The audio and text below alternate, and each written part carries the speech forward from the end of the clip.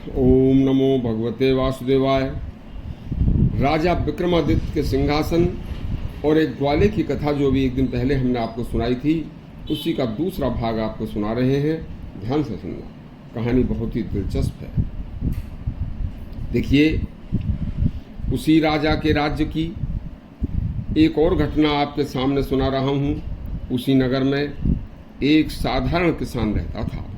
उसकी पत्नी अपने पति की आज्ञा लेकर अपने मायके को चली जाती है और जब चलते समय अपने पति को वापस लाने के लिए वह दिन बताती है कि आप अमुक उस दिन मुझे वापस लाने के लिए हमारे घर आ जाना।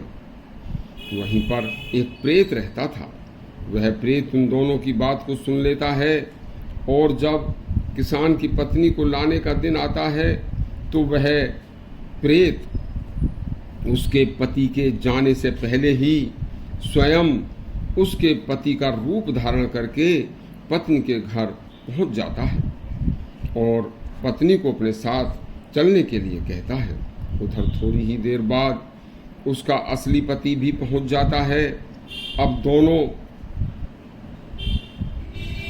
ही लोग उसे अपने अपने साथ चलने के लिए बाध्य करते हैं, लेकिन पत्नी भी स्वयं और उसके मायके वाले माता पिता भाई बहन आदि यह निर्णय नहीं कर पाते कि अब क्या करें।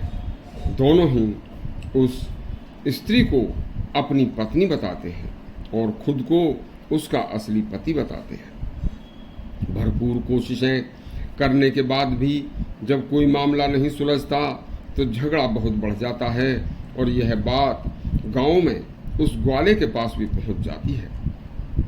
तब सभी गांव वाले उस स्त्री को लेकर तथा उन दोनों व्यक्तियों को लेकर उस गांव वाले के ग्वाले के पास पहुंच जाते हैं और ग्वाला उन समस्त गांव वालों को तथा दोनों व्यक्तियों को लेकर और स्त्री को लेकर उस टीले पर अपने गांव से बाहर पहुंच जाता है और स्वयं जैसे ही वह उस टीले पर बैठता है तो बैठते ही ग्वाले के मन में तुरंत बात आती है कि आप एक लोटा मंगाओ। देखिए, उसके अंदर यही तो खूबी थी, उस सिंहासन जो नीचे दबा हुआ था कि जब भी वह ग्वाला उस पर बैठता था तो उसे कोई ऐसी बात अचानक उसके दिमाग में आ जाती थी कि जिससे कि लोग अचंभित रह जाते थे। एक लोटा मंगाओ। ग्वाले के कहने पर गांव वाले घर से एक लोटा मंगाते हैं और लोटा के आने पर ग्वाला कहता है उन दोनों व्यक्तियों में से कि जो भी स्वयं इस लोटे के अंदर प्रवेश कर जाएगा, बस समझ लो कि वही इस स्त्री का असली पति होगा। बस फिर क्या था, इस बात को सुनकर जो प्रेत था वह तुरंत उस लोटे के अंदर प्रवेश कर जाता है।